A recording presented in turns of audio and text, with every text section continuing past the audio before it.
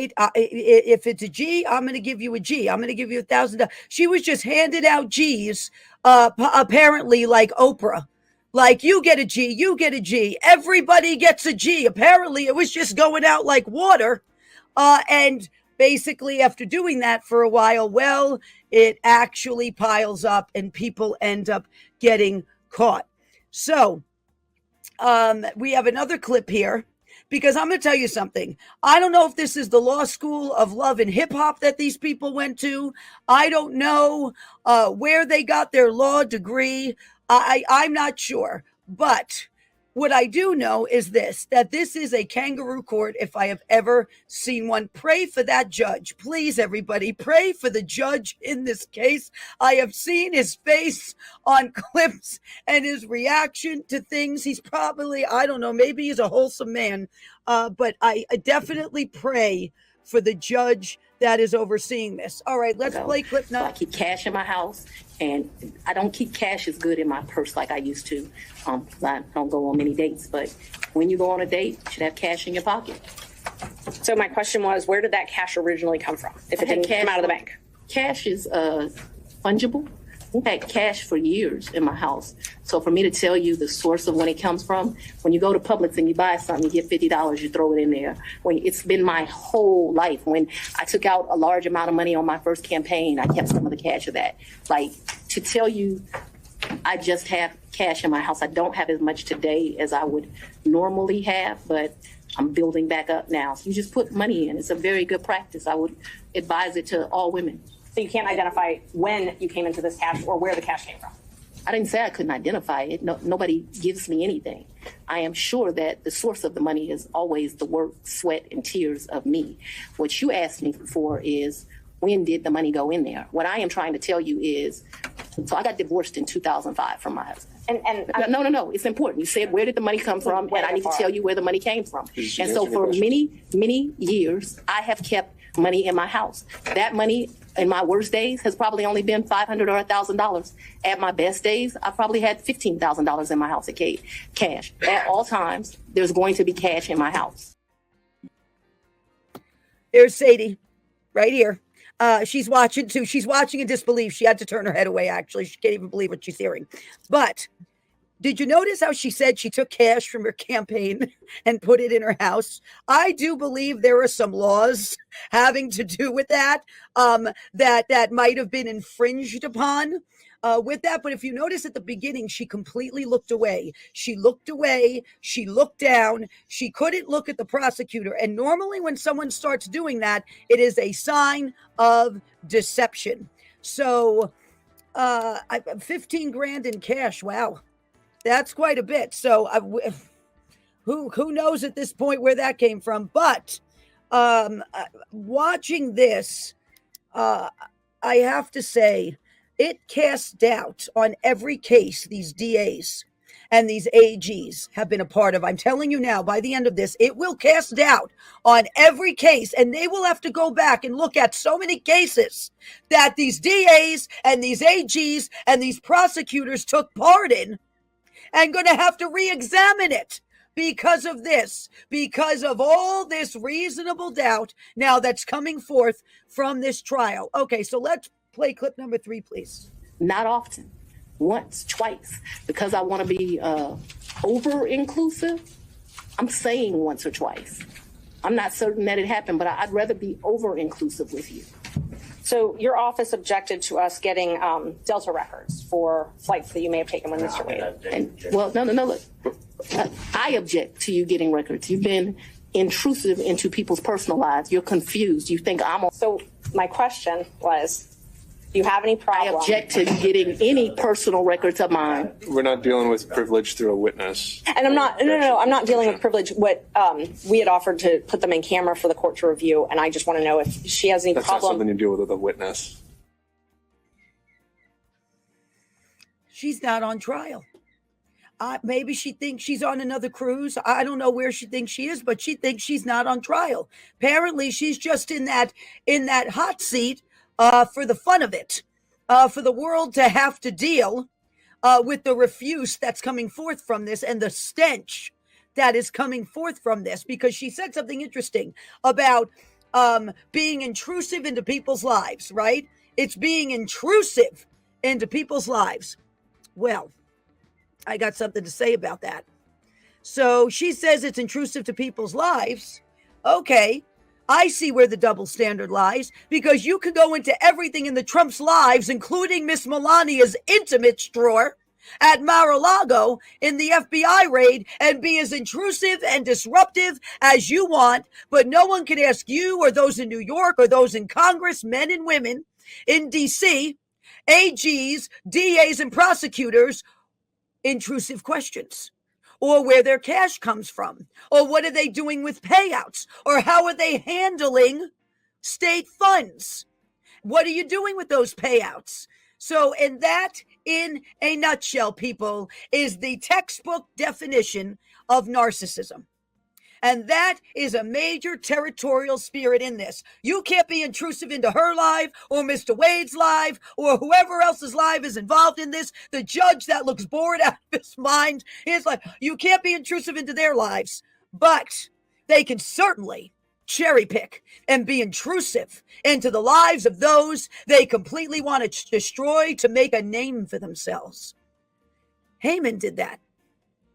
Haman tried to make a name for himself and owe the money that has been paid into the king's treasury now. And the stage is set for this. It is being set for the Hamans who think they have a lock on the destruction of God's people, and those they have targeted, this nation, the Trumps and others, they think they have a lock on it. They actually walked right into it. Their greed, their lusts of the flesh, they're wanting to make a name for themselves. They're wanting to have the king's ear. And they've walked right into it. And now they are not going to be able to get out of it. The hallmark of a brilliant chess player, I started saying this back in October of 2020. The hallmark of a brilliant chess player is his ability or her ability to bait their opponent into making a move that they think is going to profit them. But when they make that move, it's a trap and it's checkmate. This is what we are seeing play out real time. Now, Isaiah chapter 47, because we have to take this back to the word and examine it against the word. I'm going to read it to you. Come down and sit in the dust, O virgin daughter of Babylon. Sit on the ground without a throne, O daughter of the Chaldeans, for you shall no longer be called tender and delicate. Take the millstones and grind meal. Remove your veil. Strip off the skirt. Uncover the leg. Cross the rivers. Your nakedness will be uncovered. Your shame also will be exposed. I will take vengeance and will not spare a man. Our Redeemer, the Lord of hosts is his name, the Holy One of Israel. Sit silently and go into darkness, O daughter of the Chaldeans, for you will no longer be called the Queen of Kingdoms. I was angry with my people. I profaned my heritage and gave them into your hand. You did not show mercy to them. On the aged, you made your yoke very heavy. Yet you said, I will be a queen forever. These things you did not consider nor remember the outcome of them. Verse 8, now then, hear this, you sensual one who dwells securely, who says in your heart, I am, and there is no one besides me. I will not sit as a widow, nor no loss of children, but these two things will come on you suddenly in one day. Loss of children and widowhood. They will come on you in full measure in spite of your many sorceries, in spite of the great power of your spells. You felt secure in your wickedness and said, no one sees me. Your wisdom and your knowledge, they have deluded you. For you have said in your heart, I am, and there is no one besides me. Verse 11, but evil will come on you, which you will not know how to charm away, and disaster will fall on you, for which you cannot atone, and destruction about which you do not know will come on you suddenly. Stand fast now in your spells and in your many sorceries, with which you have labored from your youth. Perhaps you will be able to profit. Perhaps you may cause trembling. You are wearied with your many counsels. Let now the astrologers, those who prophesy by the stars, those who predict by the new moons, stand up and save you from what will come upon you. Behold, they have become like stubble. Fire burns them. They cannot deliver themselves from the power of the flame. There will be no coal to warm by, nor a fire to sit before. So have those become to you with whom you have labored, who have trafficked with you from your youth. Each has wandered in his own way. There is none to save you. That is Isaiah chapter 47. And if that is not a cross section of what we are seeing in Georgia and in New York and in DC, I don't know what is. I'm going to read to you Isaiah 46 also. Presence of the Lord is all over this. I can feel it. People are talking about it in the chat. Lord, you are welcome to have your way. Okay, Isaiah 46 verses 8 through 10. Remember this and be assured. Recall it to mind, you transgressors. Remember the former things long past. For I am God and there is no other. I am God and there is no one like me, declaring the end from the beginning and from ancient times things which have not been done, saying my purpose will be established and I will accomplish all my good pleasure, calling a bird of prey from the east, the man of my purpose from a far country. Truly I have spoken, truly I will bring it to pass. I have planned it, surely I will do it. Verse 12, listen to me, you stubborn-minded who are far from righteousness. I bring near my righteousness. It is not far off, and my salvation will not delay. And I will grant salvation in Zion and my glory for Israel.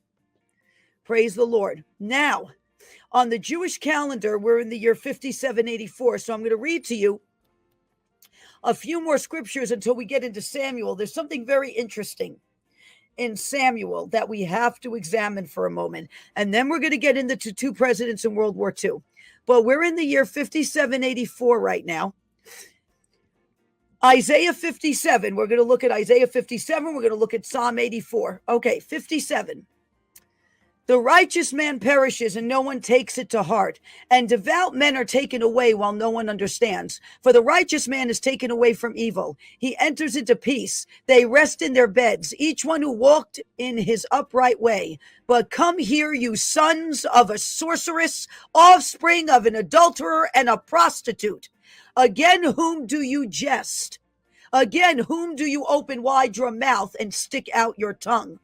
Are you not children of rebellion, offspring of deceit, who inflame yourselves among the oaks under every luxuriant tree, who slaughter the children in the ravines under the clefts of the crags?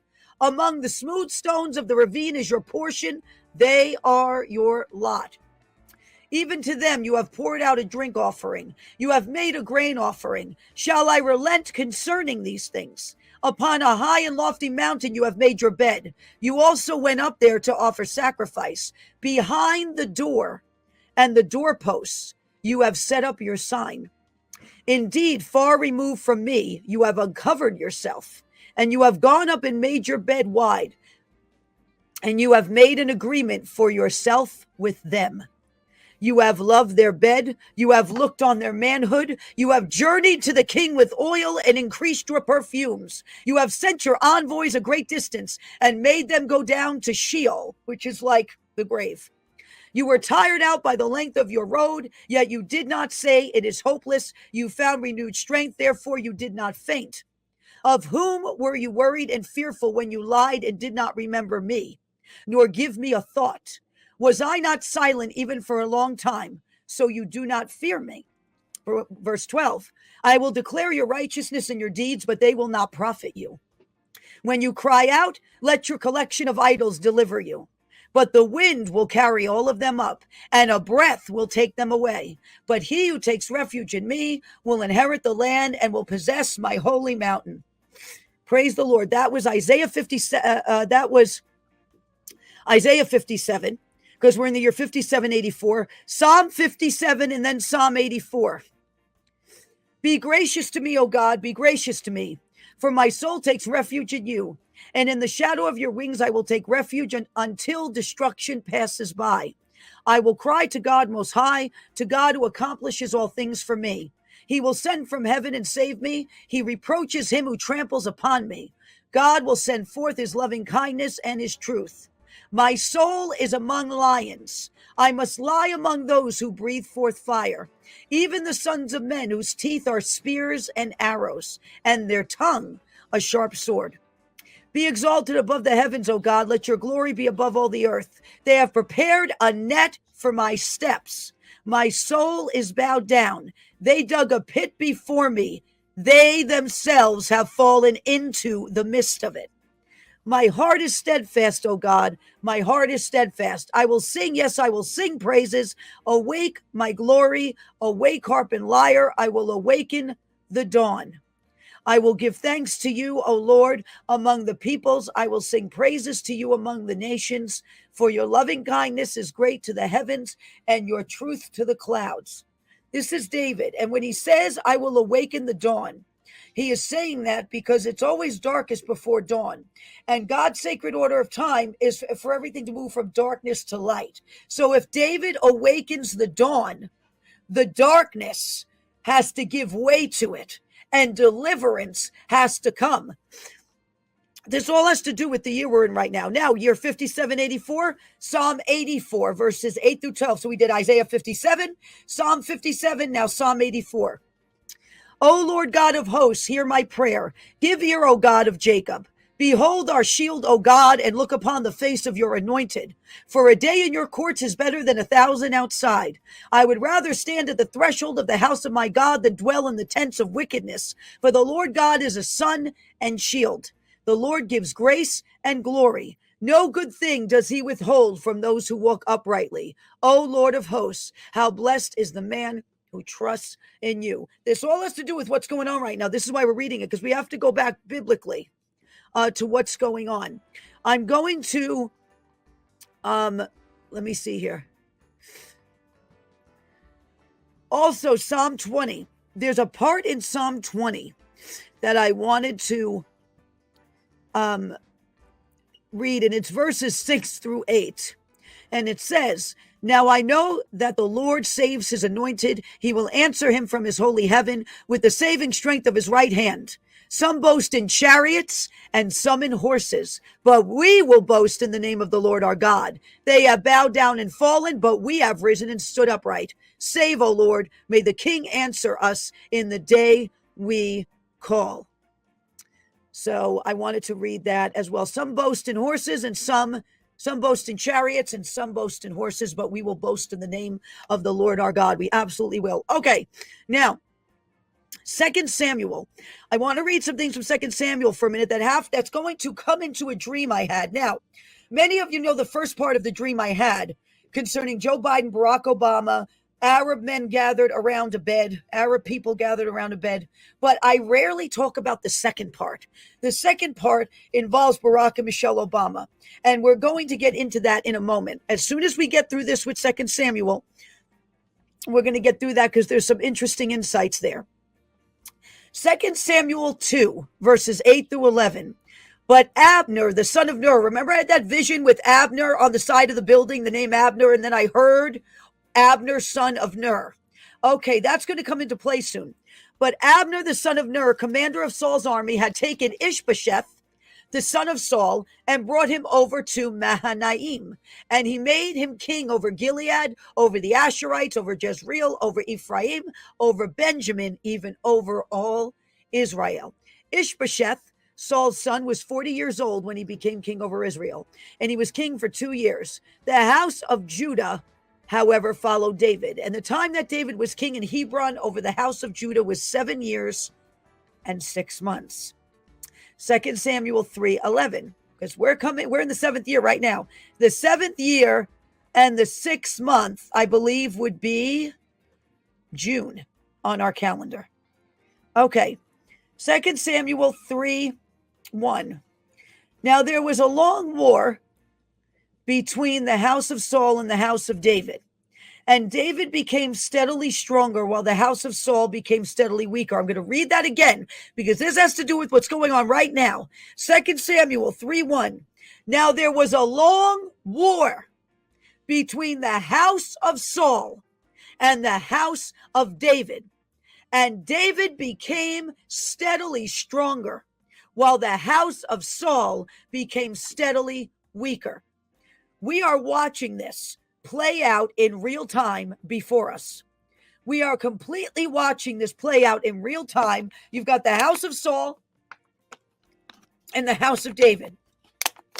And you've got the house of Saul steadily getting weaker right now. And you've got the house of David that's going to steadily become stronger.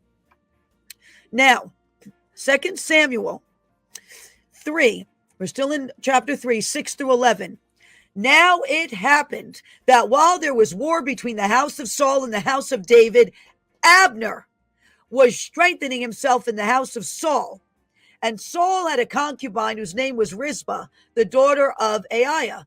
And Ishbosheth said to Abner, "Why have you gone in to my father's concubine?" Then Abner became very angry over Ishbosheth's question and said, "Am I a dog's head that belongs to Judah?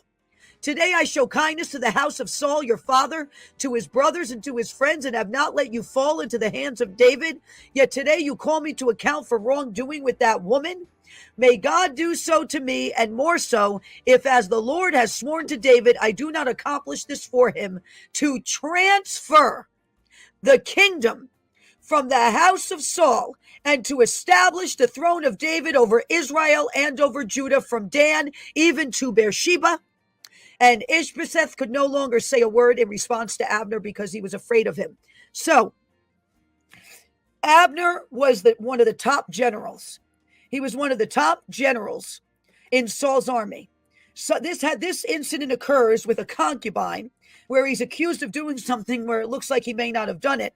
And he immediately says he's going to transfer. He's going to trigger a transfer and make sure the entire kingdom gets taken away now from the house of Saul to the house of David. I am telling you, there is an Abner that's going to arise in the middle of this, in this nation, that is going to do this transfer and assist with it.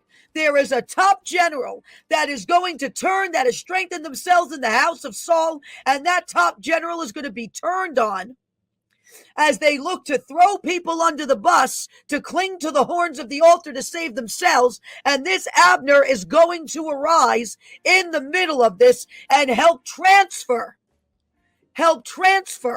from the house of Saul to the house of David. I don't know when I saw this but I spoke about this on a broadcast, maybe it was 2 months ago, when I had the vision and there was the building, and in black blocks with white letters in it, it spelled Abner.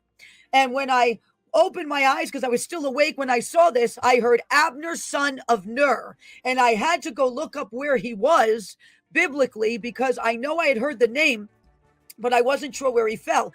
Where he falls embroiled in the middle of this issue with the house of Saul and the house of David. And he strengthened himself in the house of Saul and gave Ishbosheth the kingdom.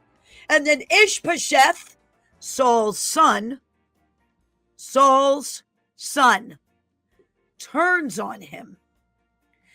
And Abner then says, I am going to trigger this transfer that the entire kingdom goes to David. So just pray about this and keep this in mind, because this is going to happen. Okay.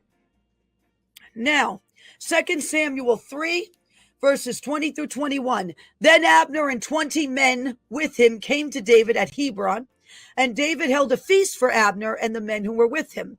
Abner said to David, let me set out and go and gather all Israel to my lord the king, so that they may make a covenant with you, and that you may be king over all that your soul desires. So David let Abner go, and he went in peace. He went in shalom. Okay.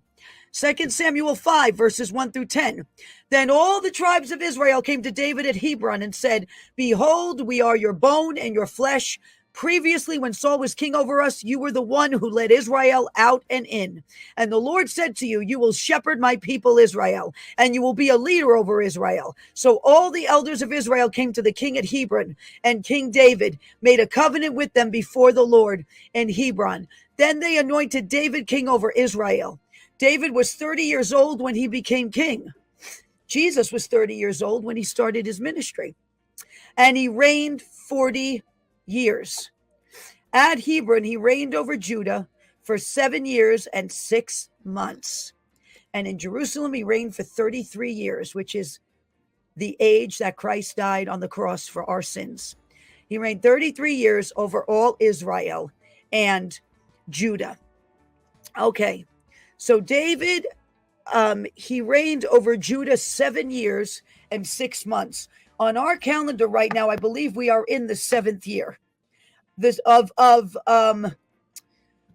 From the time Trump became president in 2016, right, to 2024 would be 8 years, which means 7 years and 6 months on our calendar would be June. You know who's born in June on June 14th?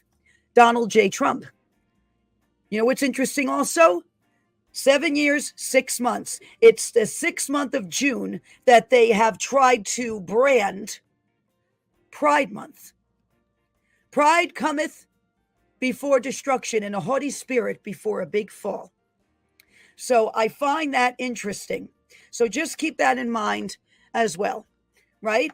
So you have the house of Saul and the house of David. Now, we have to go back to the dream that I had in early 2021. It was January 2021 that I had this dream. So this is 3 years old now. This is a little over 3 years old, this dream. And this is the dream. I talk about the first part of the dream a lot. I don't talk about the second part, but now I feel we have to talk about the second part of the dream. So in the first part, I saw Joe Biden. He was very sick in bed. That's all I'm going to say. He didn't look well. He looked very ill. Excuse me. And Obama was at his bedside by Biden's head. That itself was prophetic. He was at the head. Biden's family was nowhere to be found in the dream. He either appeared grief-stricken or like he had just given up, basically. And there were 3 different pairs of shoes on the floor representing 3 former leaders. And Obama was there, dressed in this nice suit and ready and excited. He was kind of going like this with his hands, right? Ready and excited. And there was a crowd of Middle Eastern people. They had like the garb on. They had the head covering. You know, they had the long tunic. Crowd of Middle Eastern people gathered around, waiting as well, potentially representing different countries in cahoots. And a piece of apricot candy known as Turkish Delight on the bed. Now, basically what happens is I see this, and I represent 2 people in the dream. I represent the prophets, and I represent the people, we the people, okay? And I fought through that crowd, and I reached through, okay? So this Italian girl from the Bronx fights through this crowd of people, and I reached through and I snatched the candy away from them, and I ate it so they couldn't have it. That candy represented a celebration and a victory, as it is prevalent in the Muslim and Middle Eastern culture to hand out candy during great victories. It was snatched away from them just as they thought they were going to get it. So I represent we the people, right? Fighting through and rising up, but I also represent the prophets, right? Those that hold the prophetic office, rising up to be utilized by God to expose and destroy those plans. Now, those foreign individuals gathered from other nations may very well represent those that not only Barack Obama, but others were in cahoots with to spy on certain people, and were in cahoots with to fund the plan, and were in cahoots with to help try to control the nation, because they were standing almost a semicircle around the bed in the room, and they were watching and they were waiting. Now, that's the first part of the dream. Here's the second part of the dream that I have rarely spoken about till now. Part 2. I was in an auditorium. So the dream now cuts to this part. It was a 2-part dream. I was in an auditorium. There was an aisle down the middle and seats on either side. I was sitting to the right side. So if you're facing the stage, I was sitting to the right. Suddenly, Barack Obama and Michelle Obama, okay, at the end of the aisle where the stage was, they split up. And he broke left and she went right. Okay. She comes over to me and says, don't worry, we are going to get him. That's what she says to me. Don't worry, we are going to get him. And I'm looking at her like she's a little crazy in the dream because, I don't trust these people even in a dream. And so I got to look at her like, excuse me. But she says, don't worry, we are going to get him. Barack was by the stage. He was very smug, overconfident, and laughing, kind of like they had it in the bag almost. Now, what happens is a big screen, like one of those huge movie screens, suddenly comes down or appears. Okay, it comes down. All of a sudden, it's there. And an old plane, like the one the Tuskegee Airmen would fly, appeared. And it appeared and the propeller was moving and it looked like it was flying, kind of looked like in order. And it started with Alabama because that's the first one if we go to the alphabet, right? And if we go in alphabetical order, Alabama would be the first. After that, I woke up. So this is back in January of 2021. I have this dream. I didn't find this until today, and this could be why the Lord had me not speak about the second part of the dream too much until now. I happened to find the patch of the 302nd Air Force Squadron, which was the Tuskegee Airmen, that they wore. They wore a patch on their arms, and let's show you what that patch was. A flying devil. The patch was a flying devil, and I didn't find this until today. Now, what's interesting about this is Satan is known as the prince of the power of the air, right? The air, the airwaves, there's a lot going on in the airwaves in our nation right now, but he's known as the prince of the power of the air. And this is the patch that they wore. And as you can see, this creature has wings. It's obviously a demon. It's got a semi-automatic or some type of weapon coming out of it. And it's in the air. Satan is known as the prince of the power of the air. Okay. Now, the devil does not look like that. So what I just showed you, he does not look like this. He basically never lost his form when his greedy self was evicted from heaven. His beautiful outer form remained the same, though his spirit, motives, intentions, and perspective was completely corrupted. So that is definitely a demon. But Satan didn't lose his form. Lucifer never lost his form when he fell. That's why it says he comes as an angel of light, because that beautiful form he has, well, he never lost it.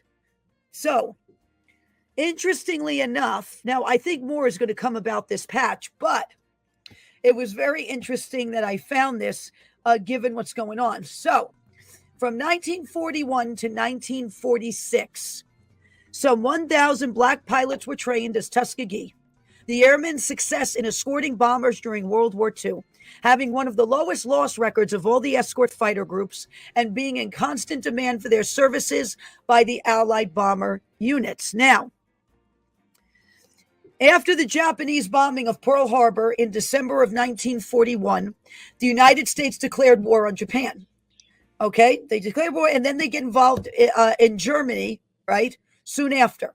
Germany and Italy declared war on the United States a few days later. So this is coming to the end of 1941, all this happens. And the nation became fully engaged in the Second World War. U.S. involvement in the Second World War was quickly followed by a massive mobilization effort. Okay, so you have Japan and Germany, and Italy's in there too, right, as the aggressors. But the two main aggressors are Japan and Germany. Now, the Lord just said to watch the Sea of Japan in the word I delivered from the Lord on Monday. And so that's something to note. And I would watch Germany also right now.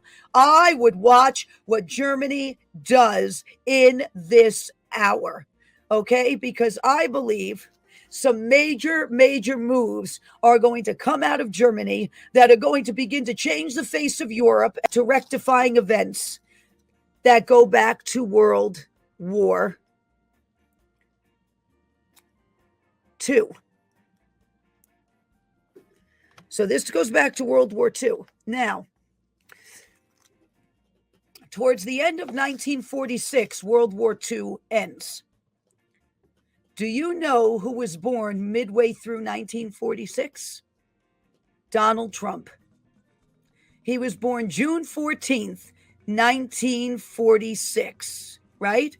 What did we just talk about up there? David ruled over Hebron 7 years, or over Judah 7 years, 6 months. 6 month is June. Donald Trump is born June 14th, 1946. So this is the year the war ends. He is born. He's actually born, I believe, about 6 months before the war ends. And so basically, there's something there, but we'll get into that in a moment. So at the beginning of his life, he is born into a war of the nations. He's born into a war of the nations that's coming to an end. This year, he will turn 78 years old. And in his older years now, he is once again in the middle of a war in the nations. So at the beginning of his life, he is born into a war of the nations, and he's born towards the end of the war. And now that he's much older and he's turning 78, he is once again in the middle of a war now of a different kind. He finds himself yet again in another war of a different kind. Joe Biden is born November 20th, 1942. 1942 began the year that the U.S. full-fledged entered World War II after the bombing of Pearl Harbor in December of 1941. So Biden is born at the beginning of a war. Trump is born towards the end of the war. So Biden is born at the beginning of the war. Trump is born towards the end of World War II. If that ain't prophetic, I don't know what is. Okay? So look at the wars. Look at the wars Biden has gotten us into. And look at the wars Donald Trump pulled us out of. Biden's born at the beginning of the war. Donald Trump is born towards the end of the war, right? Biden's got us entangled in Ukraine and Russia and these other messes. So he gets us into wars, right? And Trump, when he was president, pulled us out of wars. So it's very interesting. This is very prophetic. So Donald Trump was born in New York, New York, the very city and state that is now persecuting him. So he's born June 14th, 1946 in New York, New York. So he's born in New York City, right? This is the very city that's now persecuting him, the very state that is attempting to lynch him for the king's treasury, the very state that is trying to ban him from doing business in New York. He's born in the city that is going after him and in the state that's trying to bar him. Now, that very city, New York City, back in January of 2023, what did they do? What did New York City decide to do in their infinite wisdom? They decided to put that golden female statue, eerily resembling Ishtar and Ashtoreth, in honor of Ruth Bader Ginsburg. A female golden statue atop the New York City courthouse, where the headlines read, "Move over, Moses. There's a new female lawgiver in town." Okay. Who is prosecuting and bringing these cases in New York and Georgia? Women. Who got Joseph thrown in prison in Genesis? Potiphar's wife. Who betrayed Samson in the book of Judges? Delilah. Who during the time of Ahab's kingship persecuted the people of God? A woman named Jezebel. Who persecuted the people of God when King Ahaziah died? His mother, Athaliah, the daughter of Ahab and Jezebel. Let me go to 2 Kings 11, verses 1 through 16. We're going to read this account because this is so important for what's going on now. When Athaliah, the mother of Ahaziah, saw that her son was dead, she rose and destroyed all the royal offspring. So she killed children, right? First quality, she kills children. But But Jehosheba, the daughter of King Joram, sister of Ahaziah, took Joash, the son of Ahaziah, and stole him from among the king's sons who were being put to death, and placed him and his nurse in the bedroom. So they hid him from Athaliah, and he was not put to death. So he was hidden with her in the house of the Lord 6 years. Now, this is important. While Athaliah was reigning over the land. Verse 4. Now, in the 7th year. How long did David reign over Judah? 7 years and 6 months, and then the whole kingdom was transferred to him. Okay? Now, what's the 6th month? June on our calendar. Verse 4. Now in the 7th year, Jehoiada sent and brought the captains of hundreds of the Carites and of the guard, and brought them to him in the house of the Lord. Then he made a covenant with them and put them under oath in the house of the Lord, and showed them the king's son. He commanded them, saying, this is the thing that you shall do.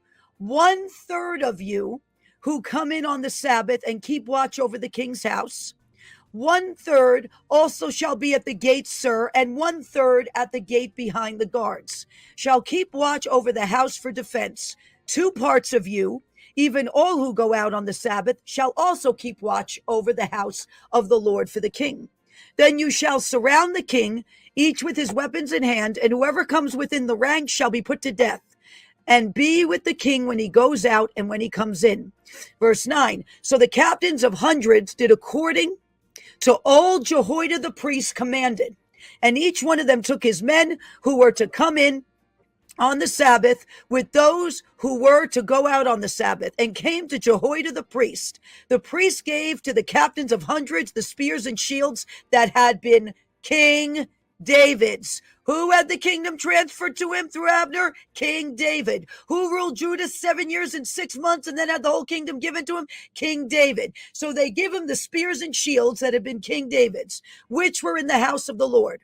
The guards stood each with his weapon in his hand from the right side of the house to the left side of the house, by the altar and by the house around the king. Then he brought the king's son out and put the crown on him and gave him the testimony. And they made him king and anointed him. And they clapped their hands and said, long live the king. Verse 13. When Athaliah heard the noise of the guard and of the people, she came to the people in the house of the Lord. She looked, and behold, the king was standing by the pillar, according to the custom, with the captains. Now listen to this part. The king was standing by the pillar, according to the custom, with the captains and the trumpeters beside the king. And all the people of the land rejoiced and blew trumpets. Then Athaliah tore her clothes and cried, treason, treason, which is really what she committed. And Jehoiada the priest commanded the captains of hundreds who were appointed over the army, and said to them, bring her out between the ranks, and whoever follows her put to death with the sword. For the priest said, let her not be put to death in the house of the Lord. So they seized her, and when she arrived at the horses' entrance of the king's house, she was put to death there. That's where we'll end. That's verse 16. Do you see the pattern here? Do you see that after that golden statue of that false goddess that eerily resembles Asherah, who represented fertility and divine law, who caused Israel to fall, who was the counterpart to Baal? Her symbol was the lion, and she was also often associated with the horse, and by extension, chariots. The dove might be a symbol of her as well, because the enemy likes to counterfeit, as evidenced by some Bronze Age cylinder seals. And this is what it said about her. A multifaceted goddess, Ishtar takes 3 paramount forms. She is the false goddess, so I put that in. She is the false goddess of love, fertility. She is responsible for life as the goddess of war. She's not only known as the false goddess of fertility, but the false goddess of war. She is often shown winged and bearing arms. She's often showed winged and bearing arms. Let's go back to that patch for a minute. That the Tuskegee Airmen. She is shown winged and bearing arms. Same spirit, different forms. So she, fertility and war, and she's seen with wings and bearing arms. Okay, so Once that golden statue got put atop the courthouse, that spirit came out through women. The Athaliahs, the Potiphar's wives, they came out. The Hamans working through that counterpart came out. Now, we all heard about this enormous ruling and this fine that Trump received. Now, the original was 453 million, right? That was the original. And the 83 million is the original from the Carroll case, which is the Potiphar's wife case. If you add these two numbers up, now I know there's interest accumulating every day, but if you take the original number of 453 million and 83 million, if you add 453 plus 83, you get 536. If you add 5 plus 3 plus 6, you get the number 14, which is the day of Donald Trump's birth. June 14th is when he was born. Numbers, they're no accident, right? When serious events are happening and the enemy's hand is in it, numbers are no accident. God's hand is in it also. He is the God of numbers, right? He even has a book in his word called the Book of Numbers. That's how important he thinks it is.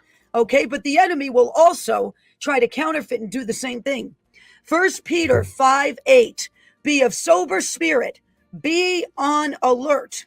Your adversary, the devil, prowls around like a roaring lion, seeking someone to devour. I feel the presence of the Lord so strong. Missy's out cold. She feels the presence of the Lord too. She goes to sleep. I feel the presence of the Lord stirring. And I'm going to quiet myself for a minute because I believe the Lord wants to speak at the end of this. So I'm going to quiet myself right now. I'm going to pray in the spirit and I'm going to say what the Lord wants me to say. All glory be to God. So let's just pray in the spirit and praise the Lord right now.